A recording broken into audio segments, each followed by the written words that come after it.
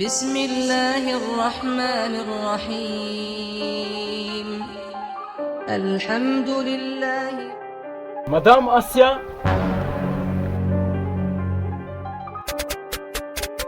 Zeynep.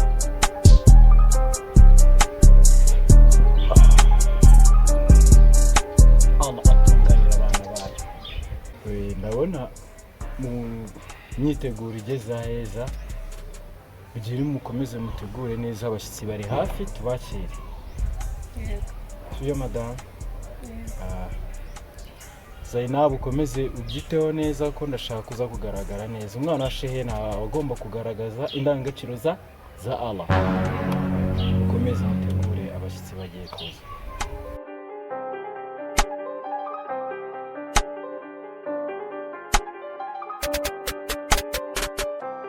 Oui, assalamu alaikum wa rahmatullahi wa barakatuh, Sheikh Musa. Alaikum salam. Umeze gute? Imana igutunganire. Mugeze hehe? Turabiteguye cyane, turabiteguye.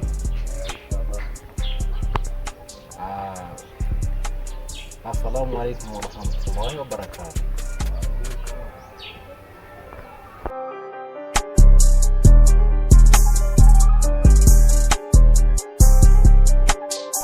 Salamu alaikum wa rahmatullahi wa barakatuh. Wa alaikum salam wa rahmatullahi wa barakatuh. Musa. Wana mimi nafurahi sana. Kujiza mingi. Sasa lakini kuyu leo naona unanipigia simu. Sasa unataka kuniambia nini? Ilaidi. Leo tuko kwa Dubai. Ninafanya nini? Mimi nashukuru. Ikaze shehe.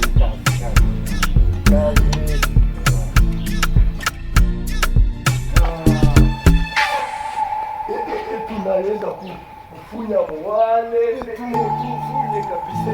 Mungu anatupatia Ndio mushenzi ngo ni gitifu.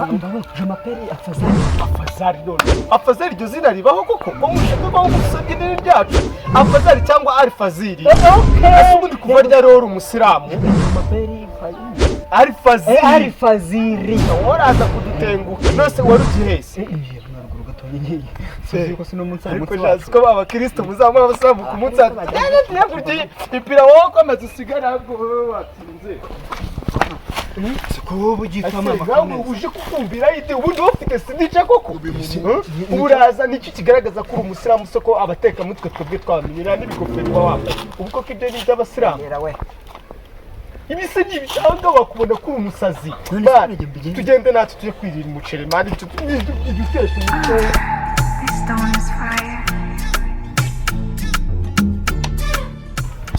Ngaho ni gitifu nkubari hehe koko shabu mubaho kishabu bisikore nawe kubuza wakintu gitifu assalamu alaikum ari ku musilamu wala black kaba Kristo shaba Kristo no How many times will they tell you?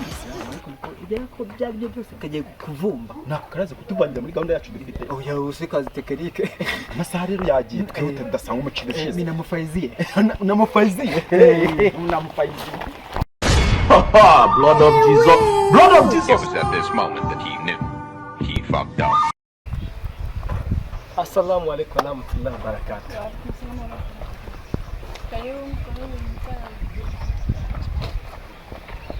Have you assalamu alaikum kona koze naguzi hari fazili Satani ntabwo wibuka cyagiye duhurira ku ntuze handi twagiye gusari handi yangu wa musigi hari fazili ntabwo muzi asma nawe ntabwo bakoze reka bagiza mwana ibiki bitagiye Jesus. iki Muceri se watetse. Wahashye. Ariko mubwire muko wari se kururunga. Amate yamenye ko mutari wanyu mwahashye. Ahubwo tubigire vuba tutaza gushira.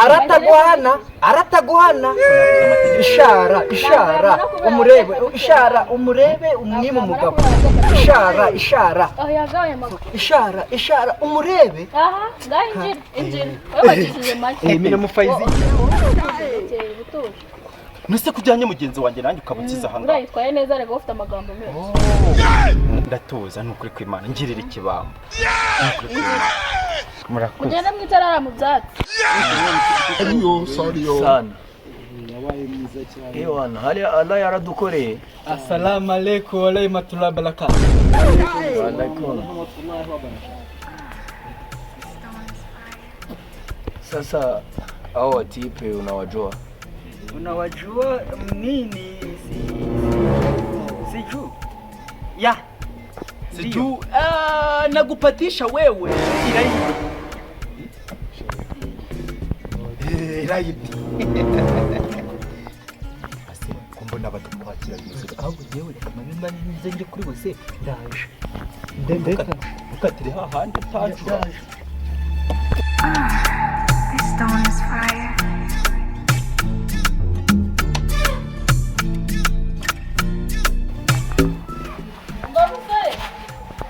Karamaja.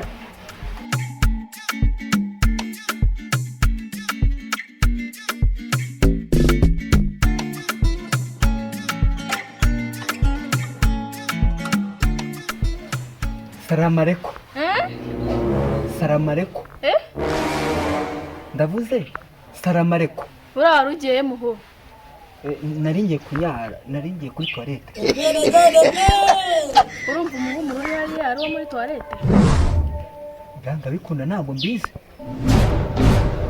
Bigaragare ko ari ubizi. Satani ni ibiremwa by'Imana yashyizeho ibiha power. Toilette hari mu gikoni na rugiye nagari muri toilette. Tubyihorere ngwino cyatubwira. Idini mubaraka.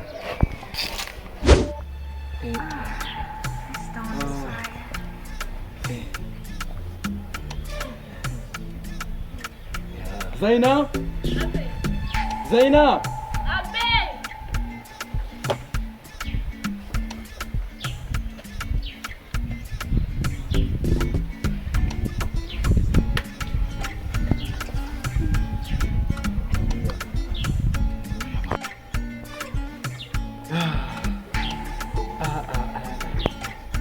Zainab.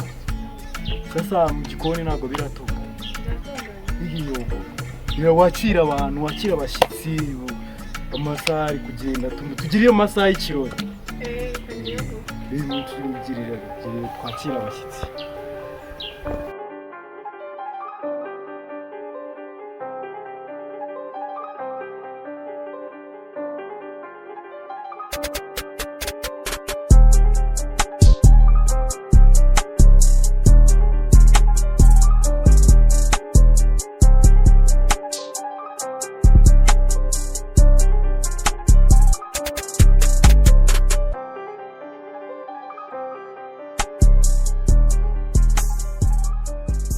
Wagarutse ubundi bifite. Bare banze bakandangiza. Banze ngarabye shaka. Akoreka nabwo mwanumiye. Nabwo mwamaye karbo mwasanga icyo. Kuki nese ubwo nimba muri kwanga kungarabye ngo banze ngarabe. Ukarabye ntuke. Ndakese ubwo dutanya tubiri tutanaza n'umwana uruhinja. Bale bajama. Ndio kale kwacu. Ya ukarabe wanyu. Mubambie bache fujo. Sasa mbona mtasema maneno mengi? Wakafiluni. Ayawishe nawe yaranje. Wakafiluni.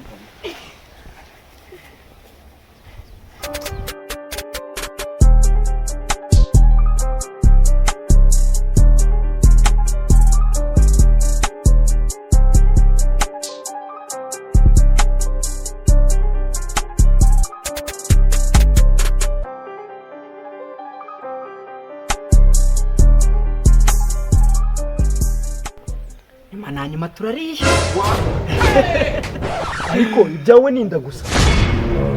wowe se ni umugongo Amaye uramenye ako kantu ni kabi. Assalamu alaikum wa alaikum hawa ni barakatuh. watoto, acha Niko watoto sasa. Tuko tunawafundisha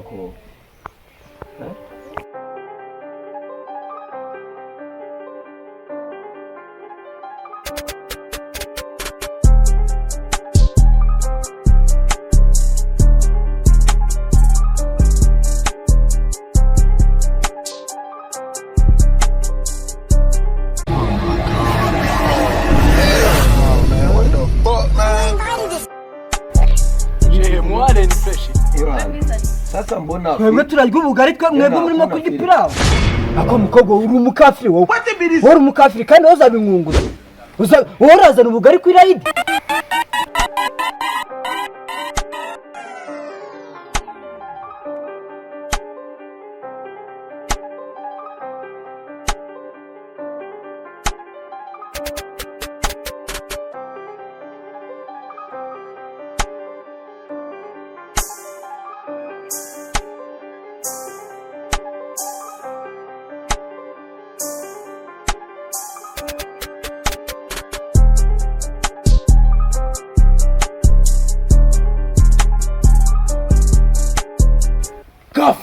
kafirun she hano havutse ikibazo muri ibi biro Chapa. Reka mbwire nuze we. kweli problem nini? byanyabyo Yego. genda umuzane kafirun kameme wowe nani uturutse kameme umuislamu afata inzoga ku munsi nguyu w'Imana uri nani wowe urinde waturutse umusigiti wo kuri chapelle. umusigiti wo kuri chapelle yalla bira musabili je What the biris? inzoga ku munsi w'Imana wowe sasa nta abantu nk'aba uri ikibu nyine cyakuzanye Ko ngiye naje kuvumba nacyo.